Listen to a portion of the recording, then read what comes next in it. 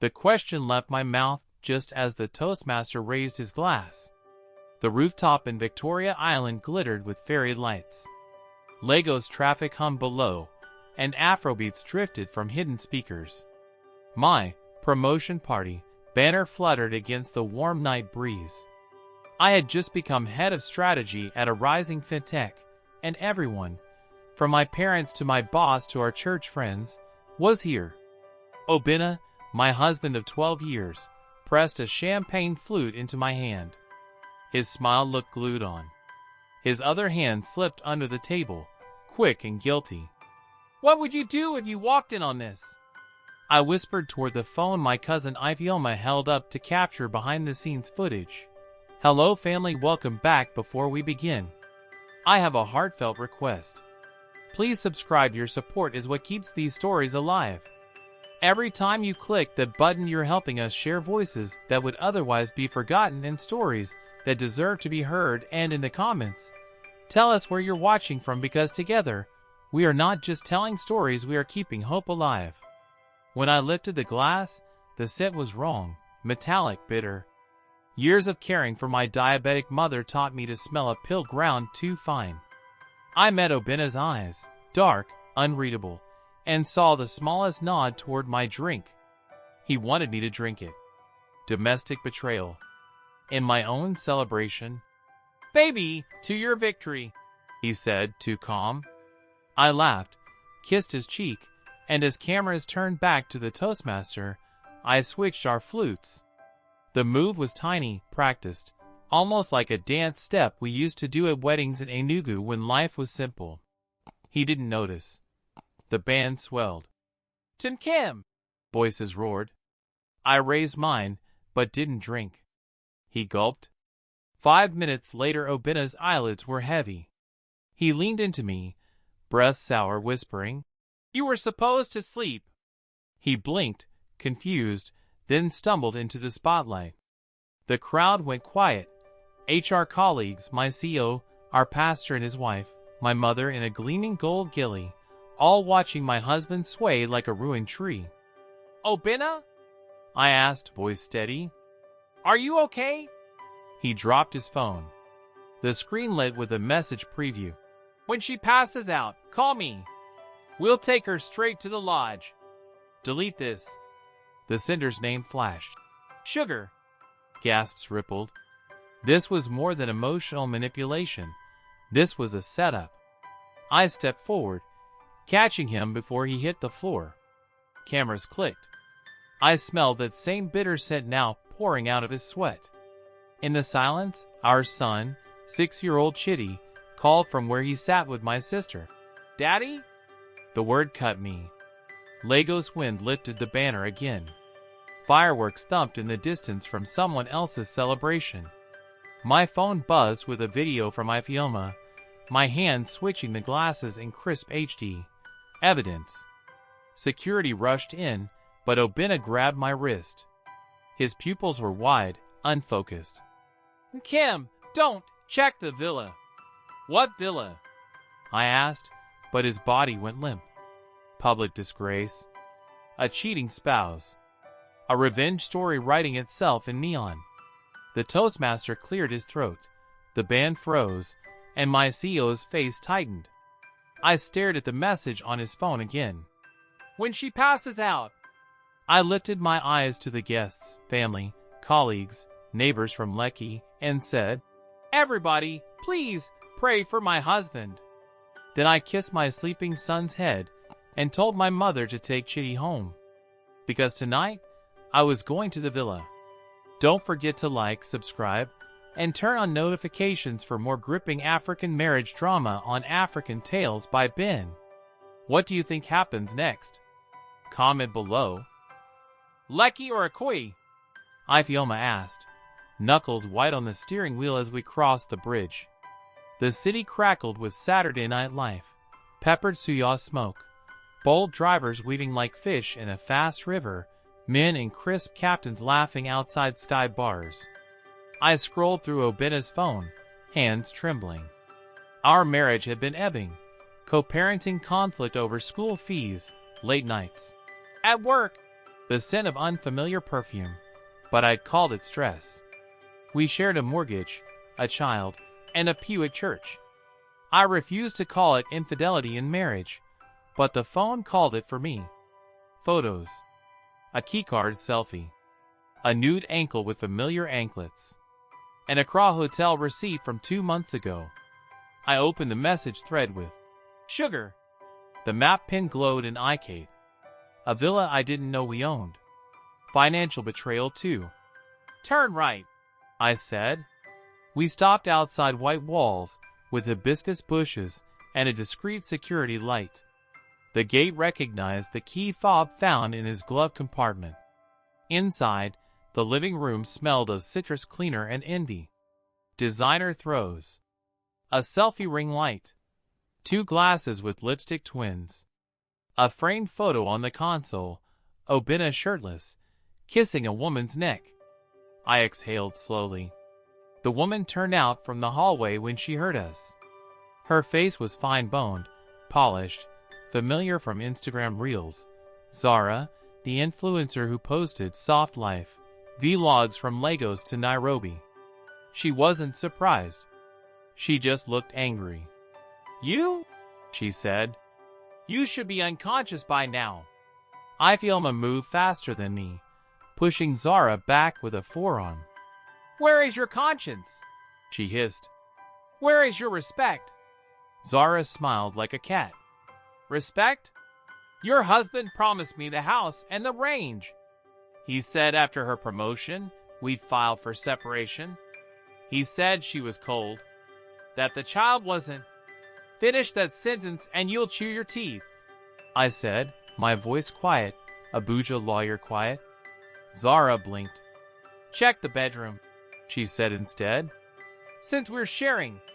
We found a blue folder with our marriage documents, photocopies of my ID, and a draft of a life insurance policy I had not signed. The beneficiary line had been altered. My name scratched out.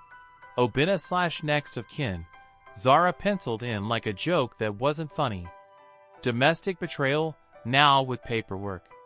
I'm calling Kola, Ifeoma said. Her husband was a police officer, but I shook my head. Not yet. I took photos, sent them to my secure cloud, and pocketed the folder. Then I opened the wardrobe. Women's clothes in Ankara and silk. A child's toothbrush in the bathroom. No, not a child, 2. 2 little toothbrushes. Zara folded her arms. We're a family too, she said. My throat tightened. Does he pay your rent? He pays everything. Or he will when the Lagos house sells, she answered chin high. Our Lagos house. The one with Chitty's height marks in the hallway. I pictured the quiet moments, Saturday pancakes, homework on the balcony, my mother humming while watering plants, and felt anger sink into something colder. Strategy. Get out of my husband's villa, I said. Tonight. Zara's smile returned. I don't take orders from wives whose husbands already left. I picked up Obinna's phone, opened the banking app, and stared at transfers labeled Retainer, Furnishings, Retreat. The amounts were obscene. If I called Kola now, I'd get an arrest and a night's sleep. But a better revenge story lives in daylight and numbers. I took a deep breath, the type you take before a hard race. I won't touch you, I said. Not yet. But by Monday morning, you'll wish this was just a breakup. Zara's eyes flickered. I stepped to the door, then looked back. And if you ever breathe a word about my son again, I won't come with police. I'll come as a mother. Outside, the street smelled of diesel and wet dust. Ifeoma squeezed my hand. What now? Now, I said. We go home. Tomorrow, we freeze accounts. Sunday's sunlight filled our sitting room in Lekki Phase 1, bright and exposing. My mother, Mama and Nini, wrapped in a blue lace wrapper, pressed the rosary into my hand and kissed my head. Hold your temper, she said. Win with your brain. Obinna sat on the edge of the couch, pale and sweating, sipping ginger tea. He remembered nothing after the toast, or he pretended not to. "Babe, I was celebrating you," he said. "You switched the drinks. Why? You tell me," I answered. Ifeoma placed the blue folder on the coffee table like a grenade. He flinched at the sight of it. Chitty ran out to the balcony where our neighbor, Auntie Bose, tended her hibiscus, and my mother followed, giving us space. "You plan to drug me," I said. "To move me." "Where?" "To that villa?" He swallowed. "It wasn't like that." He reached for my hand. "I was scared you'd leave me. You got the promotion, the big money, they all clapped for you. I needed leverage with Zara. She what?" I asked. "Is blackmailing you? Or are you in love?" His silence answered. Infidelity in marriage. Co-parenting conflict waiting like a new storm. "I'll file for separation," Obinna said quickly. "We'll keep the house for Chitty. I'll move to the flat in Opibi. We can be civil." I stared at him, almost amused. "You want me to be civil while you reorder my life like moving chairs?" "No, Obinna. Not today." His jaw set. "I am Chitty's father. And I am his mother," I said. "And I am the one who will decide if his school fees come from clean money." The bell rang. I checked the peephole and let in Thandi, my friend from the MBA in Johannesburg, now a corporate attorney doing a rotation in Lagos, and Kola, in plainclothes. "Don't panic," I told Obinna. "No one is under arrest. Yet." Thandi spread out documents. "Kim, we can file a Mariva injunction tomorrow. Freeze accounts tied to marital assets and any funds transferred under suspicious headings. We also notify the bank of potential fraud on the life insurance draft." Obinna shot to his feet. "You can't freeze my salary." Thandi raised a brow. "We're not touching your salary. We're touching joint assets used to fund a second household that puts Kim at risk. Nigerian courts dislike domestic betrayal that includes financial abuse." Kola crossed his arms. "And if there's evidence of drugging, that's criminal." Obinna's eyes darted. "There's no evidence." I held up my phone. The video of the glass switch played on loop. Then the text message glowed on his locked screen. A beat passed. Birds chattered outside. He exhaled. "Zara will ruin me if I don't keep paying." "Then let her try," I said. "But do it from a rented flat." He looked at our wedding photo on the wall, then at me. "I'll leave today. Pack light," I said. "Accounts freeze at 9 a.m. He moved to the bedroom. Then he gathered the papers and smiled, gentle and fierce. "Proud of you," she said. "You're driving this." I nodded. "I want custody, and I want to keep the house." Thandi tapped the folder. "Then we need one more thing, the name behind that sugar number." My phone buzzed. A hidden number. I answered and heard a woman's laughter, low and mean. "Congratulations on your promotion, Kim," she said. "Tomorrow, I post everything." "Everything?" I asked. "Your mother's hospital debt. Your husband's gambling. Your little sister's visa troubles. You freeze us, we unfreeze your shame." The line clicked. My stomach dropped, but my spine stayed straight. "New plan," I told Thandi. "We go public first." Comment your thoughts on the betrayal. Don't forget to like, subscribe, and turn on notifications so you don't miss the next twist. I didn't sleep. Roosters crowed into the gray of Monday as I loaded documents onto a secure drive titled Sunlight. Screenshots. Bank transfers. Photos from the villa. The insurance draft with my name scratched out. A short, careful voice note. "This is Kim Okoye. If anything happens to me, this folder goes to my lawyer and the press." I sent it to Thandi and Ifeoma and scheduled a backup to my work email. Strategy gave me breath. By 8:30 a.m., Thandi and I walked into a polished Ikoyi bank, cool with air conditioning and money. I wore a simple Ankara dress and flat shoes. Thandi wore power like a fragrance. The bank manager, a man named Tund, greeted us carefully. We served him the injunction papers and notified him of suspected fraud tied to household expenses, disguising payments to Zara's accounts. Tund sighed, nodded, and made calls. 2 days, he said. 48 hours max. Make it 24, Thandi said smoothly. I stepped into the hallway to breathe and called my boss, Amara. She had seen the party spectacle on WhatsApp, Legos moves like lightning, and listened without interrupting. Take the day, she said. Take the week. Just send your strategy deck from home. Thank you, I said. One more thing. If a video drops about my family, please know I'm handling it. Handled, Amara said. We protect our own. Back home, Obita's suitcase was gone. A note lay on the dining table. I'll do right by Chitty. Don't destroy me. I folded the note and put it in a drawer. Then my phone pinged with a new post from Zara. I braced myself and opened it. Not scandal. Not yet. A soft life, vlog, avocado toast, Pilates, pool. But the caption was a knife.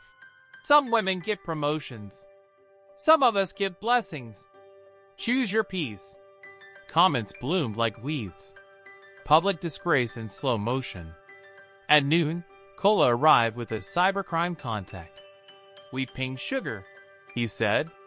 It's a woman named Jamila, your husband's colleague in marketing.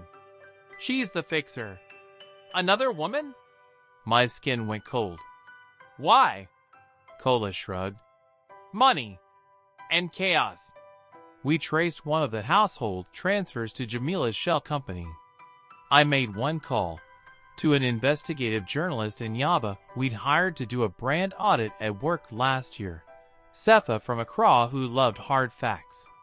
I sent him sunlight. Give me 24 hours, he said. Then we tell Lagos a bedtime story. I swallowed. Do it with mercy. There's a child involved. That child is why I'll do it right, he replied. At 4 p.m., my mother returned from church with Chitty. He held a gold star from Sunday school. I shared my biscuits, he announced. I kissed his forehead and breathed in his warmth. I'm proud of you. He looked around. Where's Daddy? My throat ached. Daddy and Mommy are taking some space, okay? He frowned, but nodded, wise in a way that breaks you. We played Ludo that evening. I let him win twice. Later, while he slept, I sat on the balcony. Lecky lights sparkled. A kiki rattled past. Someone's generator coughed awake. I pressed my palms together. God, let me be both soft and strong, I whispered.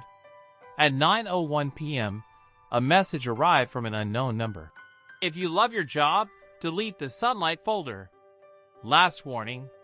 Attached was a blurry photo of Amara's 2 children leaving school.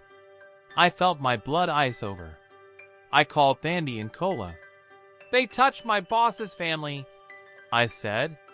Then tomorrow, Thandi replied. We go to court at dawn. We were at the High Court in Lagos Island before sunrise, the compound still wet from night rain. We filed an emergency petition, protection orders for me, my son, my boss's family, permission to compel telcos to unmask the burner numbers, a motion to secure the marital home until property division. Thandi spoke with quiet thunder. The judge listened with a face that gave nothing away. By mid-morning, we had interim orders and a police liaison. Kola took copies like ammunition. I breathed easier for the first time in days. Then my phone pinged. Sefa had published. No gossip. Just facts and documents. Domestic betrayal. How a Lagos couple's finances funded a second life. He blurred faces, protected Chitty, protected the bank, but outlined transfers, shell companies, the altered insurance draft, and the attempted drugging at a promotion party that would have been a public disgrace of a wife for moral grounds. He didn't name Obinna. He didn't need to. Lagos could read between lines. The comments were a storm. But so were the DMs. Women from Nairobi, Accra, Johannesburg, Port Harcourt, sharing their own African marriage drama, cheating spouse, emotional manipulation, family pressure. The stories hurt and warmed me at once. By afternoon, the bank confirmed, accounts frozen. Zara posted a crying selfie. Then, a live video. She called me bitter, jealous. A career woman who abandoned her home. Thousands watched. Mid-rant, her screen paused. Someone knocked on her door. She went off camera, came back red-eyed, and ended the live. Kola called 5 minutes later.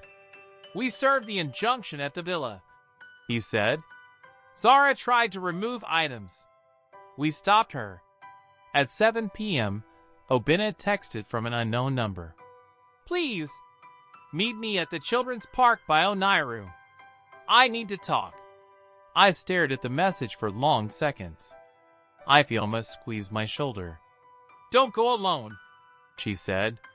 At the park, under floodlights, I sat across from Obinna on a bench painted blue. He looked smaller. "I'm sorry," he said. "I messed up. But Jamila, she's the one who found Zara, pushed the insurance, the villa. She wanted a cut. I owe people." "How much?" I asked. He looked past me. "Everything," he whispered. A black SUV idled nearby. A woman stepped out in a silk blouse, heels that didn't sink into the grass. Jamila. She smiled like a boardroom knife. "Mrs. Okoye," she said. "Let's discuss your options." I stood pull steady. "Option 1, you return what you took. Option 2, we meet again, in front of a judge." Jamila tilted her head. "Option 3, she purred, we release a video your boss will not like." Behind us, a child's laughter rang out, pure and too bright for the scene. I thought of Chitty's gold star. I thought of every woman who had messaged me today. I thought of how revenge, to be clean, must smell like sunlight. "Go ahead," I said. "But first, look at this." I pressed play on my phone. A recording of Jamila's call from yesterday. "We unfreeze your shame." Enhanced and traced by Kola's contact, now tied to her registered number. Her smile faded, and then her eyes flicked up, past my shoulder. "You didn't come alone," she said. Thandi stepped from the shadows with Kola. The SUV doors opened. 2 officers approached, calm and practiced. Jamila's tone shifted. "You think this ends me?" "No," I said. "I think it ends tonight." She glanced at Obinna like a queen considering a pawn.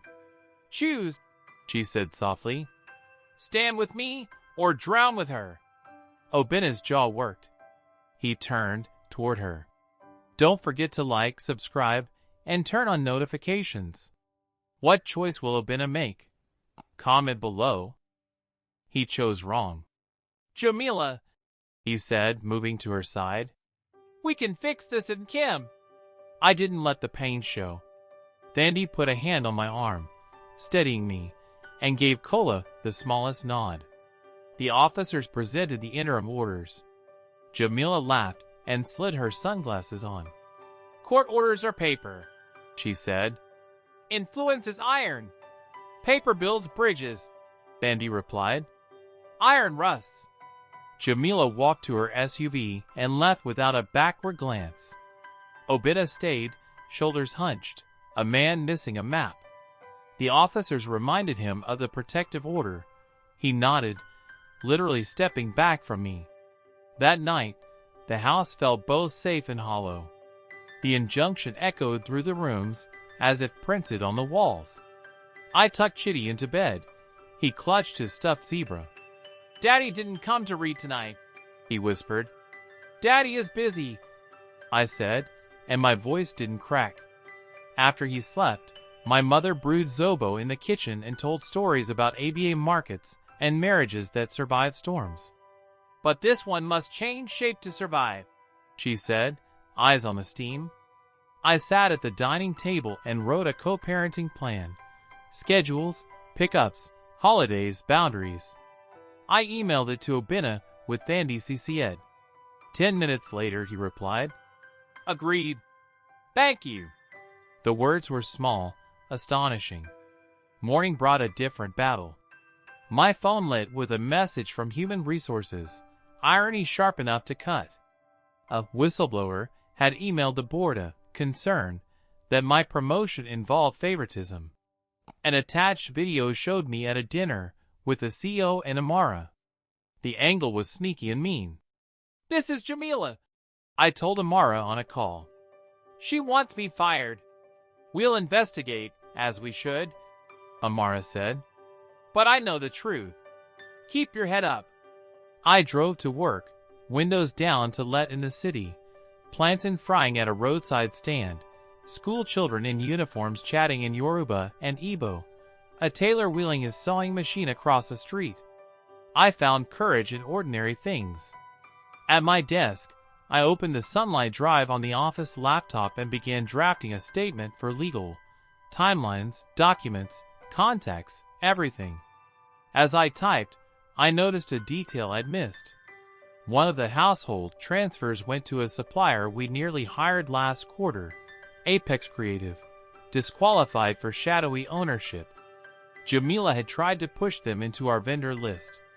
This wasn't just about my marriage. This touched my company. I called Amara. I think Jamila used my husband to get money into a vendor she controls, I said.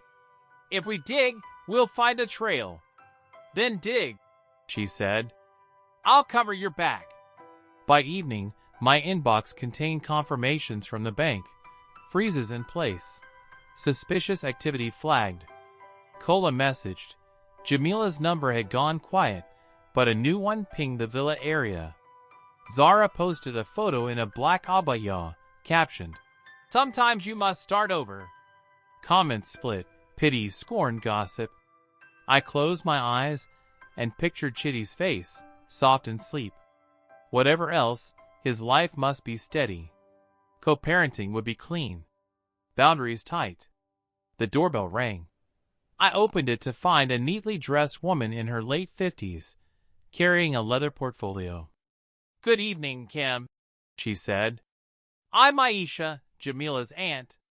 My skin prickled. I'm sorry for your niece's choices, I said. Aisha's smile was tired. I'm here because you're not the only one she's hurt. I have information, but I need a promise. What promise? I asked. That when you win, she said, you won't destroy the innocent she hides behind. I studied her face, reading an old sadness. If they're innocent, I said softly, I'll protect them. She opened the portfolio and slid a photo across my table. Jamila and a man in a government office, shaking hands over a contract. The man was my cousin's husband. Family is a house with many doors. Some stick, some swing. I called my cousin Loda and asked her to come alone. We met at a cafe in Oniru where the Wi-Fi was strong and the plantains crisp. She arrived in a yellow dress, eyes wary. I didn't know, she said before I could speak. I swear I didn't know. When he joined that agency, he said they were clean. I showed her Aisha's photo. She buried her face in her hands. He takes home envelopes, she whispered. I thought it was travel allowance. Loda, I said, keeping my voice gentle. This touches my job. It touches my son. Jamila used Obina to push a vendor into our system. If this spills without control, we all drown. She nodded, tears bright. What do you need? Receipts, I said. Emails, dates, who introduced who. She sent me a folder that night, labeled for Kim. It contained enough to draw a map, Jamila's Shell Companies, Apex Creative's invoices, introductions made at parties where Legos movers clinked glasses and forgot God saw. The story pulled tight around my life like a rope. Meanwhile, Obina kept to the co-parenting plan to the letter. He picked Chitty from school Wednesday, returned him by 7, brought homework done and extra oranges. He looked at me like a man walking around a hole he had dug himself. "He asked why I don't sleep at home," he said at the door. "What did you say?" I asked. "That we love him from 2 houses," he replied, voice breaking. That night, Ifioma and I laid the documents across my dining table like a war map. "We go to the board tomorrow," I said. "We tell them everything before Jamila does." "And Obina?" Ifioma asked. "We give him a chance to confess," I said. "In writing." At dawn, I received an email from him. Subject, statement. He admitted the drug, the villa, the transfers. He named Jamila as the architect. He offered to cooperate fully. "I deserve consequences," he wrote. "Please spare Chitty." I forwarded it to Thandi and Amara. Then I showered, put on a navy suit, and wrapped my head in a muted Ankara scarf. On the way out, Mama Inani touched my cheek. "No fear," she said. "No hate. Just truth." The boardroom felt like a stage. Amara opened the meeting, crisp and calm. I presented the evidence, clean, chronological, kind where possible, ruthless where necessary. A director from Nairobi asked hard questions. A woman from Accra nodded at each answer. A man from Johannesburg took notes with a lawyer's care. When I finished, the room was quiet. "We thank you," the chairwoman said finally. "We stand with you. Let us clean house." Relief made my knees weak. Then my phone buzzed. A video link from Sefa, urgent. "You need to see this before we publish." It was footage from the party, new angle.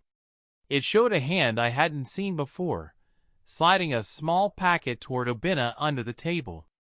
Not Jamila. Not Zara. It was my mother-in-law. I watched the video twice, 3 times, looking for mercy. The hand wore a thin gold bangle I had given her 2 Christmases ago. The packet was the same bitter powder. She slid it toward her son, eyes on my smiling face as I greeted a colleague across the table. A second later, Obina palmed it. My stomach lurched. Love and betrayal twisted together in a way that makes you ache for the time you didn't know. I drove to Surulere, to Mama Ojeki's flat, alone. She opened the door in a wrapper and a silk scarf, eyes tired. "Kim," she said, and stepped aside. "I saw the video," I told her in the sitting room that smelled of curry and camphor. "Why?" She sat slowly. "Because I was afraid," she said. "Afraid you would leave him. Afraid you would take the child. Afraid of shame." "Shame?" I asked, pulse-thudding. "You chose public disgrace instead." Tears filled her eyes. "I lost your father-in-law to a woman like Zara. It broke me. I thought if you stayed asleep, they could take photos, make a mess, and Obina would beg and you would stay." My chest felt cracked. "You wanted me humiliated into staying?" She flinched. "I wanted my family intact. Family is truth," I said. "Not lies with church clothes on." She wept then, an older woman's quiet weeping that makes you want to hold and shake at once. I pressed a tissue into her hand. "I can't edit the truth," I told her. "But I can choose how to tell it." She nodded, eyes on the rug. "I'll confess," she whispered. "To the pastor. To anyone who asks. Don't destroy my son." "I won't," I said. "He's already punishing himself." On the way home, I parked by the lagoon and let the wind slap me clean. My phone buzzed again. "Sefa, we'll hold the mother-in-law angle until you say. We publish the vendor scheme first." Grace and grit. I texted back. Thank you. Publish at noon. At noon, the vendor scandal broke across Twitter and Instagram like harmattan dust, coating everything. Jamila's name stayed out, but her company's did not. The board issued a statement: full cooperation with authorities, internal audit, zero tolerance for corruption or retaliation. My name was absent on purpose. The focus was the scheme. My phone rang. Jamila. You think anonymity saves you? She asked, voice tight. I think truth saves everyone it can, I said. Turn yourself in. She laughed once. Not today. That evening, Obina texted. My mother told me. I'm sorry. I typed, deleted, typed again. Heal your corner. I'll heal mine. At bedtime, I told Chitty we would travel to Accra for a weekend after exams. We'll eat wache by the beach, I promised. We'll fly a kite. He grinned. And jollof? He asked. Ghana jollof? I teased. He giggled. Nigeria's is better. We both laughed, loud and free for the first time in weeks. The doorbell rang. I opened it to find Zara on my doorstep, face bare, eyes swollen, a toddler on her hip, and another clinging to her leg. Please, she said. We need help. I let them in. The boys were hungry, the kind of quiet hunger you recognize from childhood neighbors who knocked at dinner. I warmed jollof and plantain while Zara stood in the doorway, a shadow of the influencer who filmed Soft Life by hotel pools. Up close, she smelled of baby powder and worry. I didn't know about the drug, she said finally. I knew about the money. I knew about the villa. I told myself you were cold and I was warm. Stupid. Why come to me?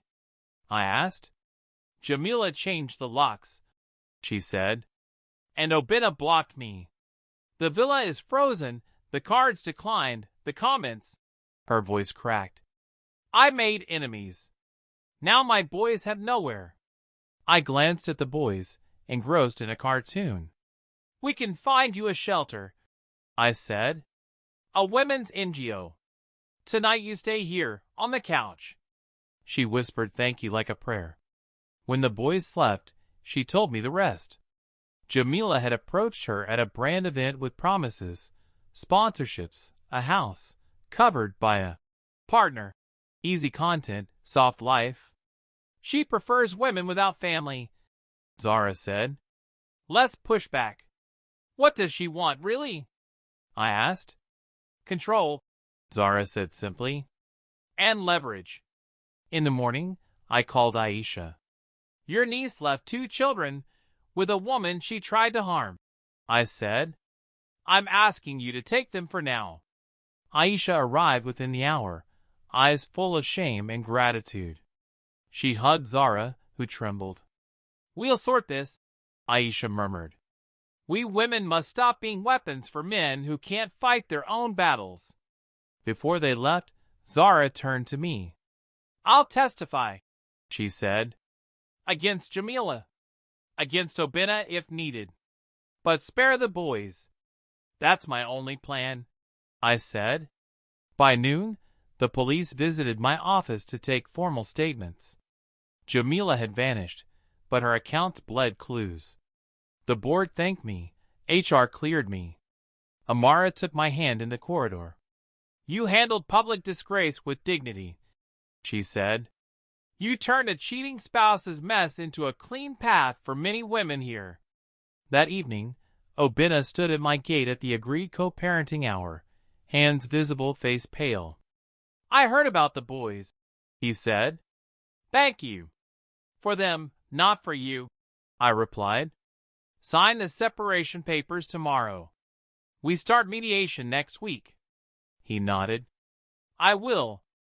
Also, I added, your mother and you will apologize to my mother under our roof. He swallowed. Yes. We stood there, 2 people who once danced barefoot in the rain at Unilag, now negotiating boundaries like diplomats. His phone buzzed. He glanced down and went white. "She's here," he whispered. "Who?" I asked. The answer came on tires. A black SUV slid to the curb. Jamila stepped out in a linen suit and a smile too bright. Behind her, two men in plain clothes that weren't police. "Evening, neighbors," she said. "Miss me? Don't forget to like, subscribe, and turn on notifications. What will Jamila do next, and how will Kim stop her? Comment below." Jamila let the men hang back, like commas that threatened a sentence.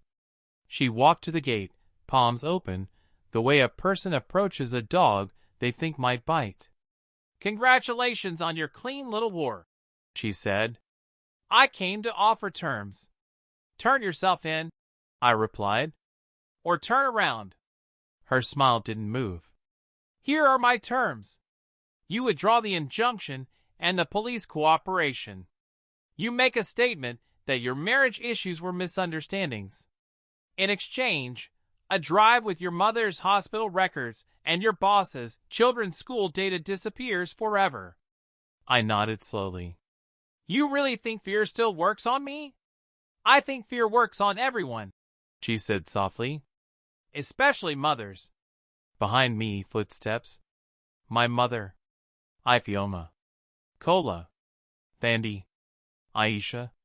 Even Zara, hugging herself, eyes clear. The women in my life formed a soft wall. The men in Jamila's life shifted, unsure. I held Jamila's gaze. "You use women to hurt women," I said.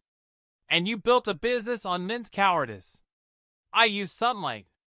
I raised my phone. The gate camera had been streaming for 2 minutes to Sefa and to the police liaison. Jamila's face flickered with understanding. Kola stepped forward, badge visible. "Miss Jamila, you're under arrest for extortion, fraud, and conspiracy to commit assault." Her smile finally cracked. She looked at Obinna as if she could pull him across with her eyes. He didn't move. He just said, voice raw, "I'm sorry, Kim. To all of you." The men with Jamila took a step, then saw 3 neighbors filming with their own phones. Lagos doesn't allow quiet crimes anymore. They melted back as Kola's team arrived, efficient and steady. Jamila lifted her chin. "You'll regret this," she told me. "Maybe," I said. "But my son won't." They took her away. The street exhaled. Generators hummed alive. A bike vendor shouted about roasted corn like the city wanted to bless us with something simple. Inside, my mother-in-law and my mother sat on the sofa, hands clasped, eyes wet. Obinna stood like a schoolboy waiting for his name. I sat opposite them. "We will mediate," I said. "We will co-parent with dignity. We will not lie to save face. We will rebuild only what should stand." Obinna nodded. "I'll sell the car. Pay back what I can." "You will," I said. "And you'll start therapy. If you skip once, I tell the judge." He winced. "Agreed." My mother-in-law took my hand, wrinkled and warm. "I'm sorry," she whispered. "I let fear drive me." "We all did," I said. "But fear doesn't get to drive anymore." Weeks passed. The audit cleaned our vendor list. The board launched a new ethics hotline run by women who listened. Zara found a job with a parenting brand. Her boys started at a small school where the headmistress hugged as policy. Aisha sent me photos of them with kites by the lagoon. Mediation set the terms. I kept the house. Obinna paid a fair support. Custody split around Chitty's routines. We signed by a window that framed the city, the bridge, the water, the skyline like a promise. After, Obinna lingered. "Do you hate me?" he asked. I thought of our beginnings. The first time he danced with me at a friend's compound while Whisket played, the nights we dreamed names for a child we hadn't met yet. I thought of the villa, the powder, the text that almost ended me. "I don't hate you," I said. "I'm done hurting for you." He nodded, a little broken, a little lighter. "Thank you," he said, and left. On a Saturday morning bright as a new dress, Chitty and I stood on Elagushi Beach with kites that snapped like flags. The wind tugged. He laughed, a sound big enough to forgive cities. "Higher, Mommy!" he shouted. We ran. The kite pulled. The string sang. Later, on the balcony with evening cooling our skin, I pressed record. "To the women who watched," I said to the camera, "to the aunties and grandmothers from Atlanta to Abuja, to anyone who has survived a cheating spouse, domestic betrayal, or emotional manipulation, your story can be a revenge story told with dignity. Choose sunlight." I ended the video and hugged my son. Legos blinked awake below like a living constellation. Then my phone vibrated with a new message from an unknown number. "We never met. I'm Jamila's partner. She wasn't the mastermind." I looked out at the city that loved a sequel. "Come and try," I whispered. Don't forget to like, subscribe, and turn on notifications for more gripping stories on African Tales by Miracle. Share this with someone who loves African marriage drama, and tell us in the comments, what lesson did you take from Kim's journey?